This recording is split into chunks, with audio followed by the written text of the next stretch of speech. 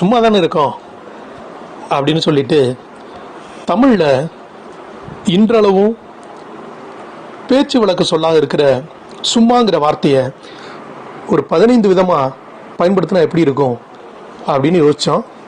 பேசித்தான் பார்ப்போமே. கொஞ்சம் சும்மா இருடா, கொஞ்ச நேரம் சும்மா இருந்து விட்டு போகலாம்ல.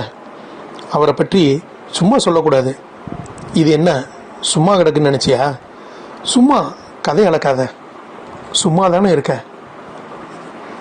சும்மா சும்மா கிண்டல் பண்ணுறான் இவன். இப்படித்தான் சும்மா சொல்லிக்கிட்டே இருப்பான். ஒன்றுமில்ல, சும்மா சொல்கிறேன். இந்த பெட்டியில் வேற எதுவும் இல்லை, சும்மா தான் இருக்குது. சொன்னதையே சும்மா சொல்லிக்கிட்டே இருக்காத. ஒன்றுமில்ல, சும்மா போகக்கூடாது, சும்மா தான் இருக்கிறோம். அவன் சும்மா ஏதாவது உளருவான். எல்லாமே சும்மா தான் சொன்னேன், விளையாட்டுக்கு. நாம் அன்றாடம் பாவிக்கிற இந்த சும்மாங்கிற ஒரு சொல்லு